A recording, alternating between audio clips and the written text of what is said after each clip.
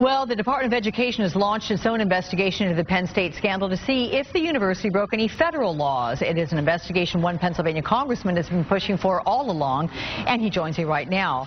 Republican Congressman Patrick Meehan is in Philadelphia for us this morning. Good morning to you, sir. Nice to have you. Hey, good morning, Alex. Great to be with you. Well, look, you are not only a Pennsylvania congressman, you're also a former prosecutor. Do you think Penn State broke laws here? Yeah, that's why I brought it. Now, the Education Department has to draw that conclusion. I'm no longer a prosecutor, but there was a duty to report, in my opinion, under the Clery Act. And there was also guidelines within Penn State that reports would be investigated by the campus police. I believe if this had happened in 2002, we wouldn't be where we are today. Okay. You are a longtime advocate for safety on college campuses. What do you think should have been done here to prevent additional abuses? Well, there should have been a report, but that would have led to a real-time investigation by police. Imagine where we'd be today if an investigator had talked to Mike McQuarrie the day after the incident. Imagine where we'd be today if there was an opportunity to talk to that 10-year-old boy.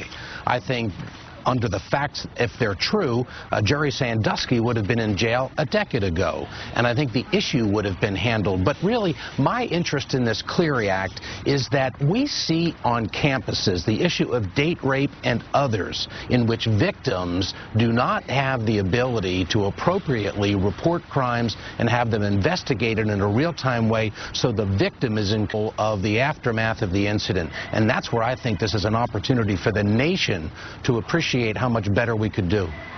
What are your constituents telling you? How much anger is there out there? A great deal. I think people see a situation like this and they see the remarkable disparity between the industry of football and then the lives of these poor children, and the comparison between the two, how helpless the children are and how big the industry is, and they hold people accountable for protecting the industry at the expense of the children.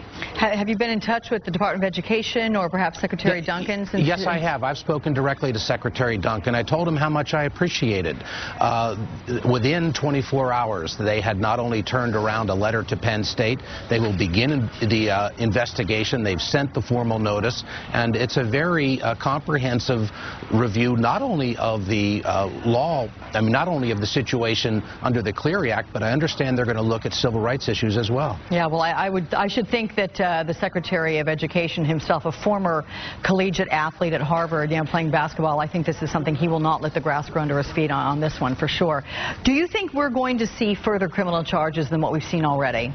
Yeah, there may be, and this is just the beginning of a lot of investigation and litigation, but there may be other people who would have had a responsibility. The difficulty is these crimes are over a decade old in some cases, and we've got people coming forward now in other circumstances. So it's possible that there could be incidences outside of Penn State.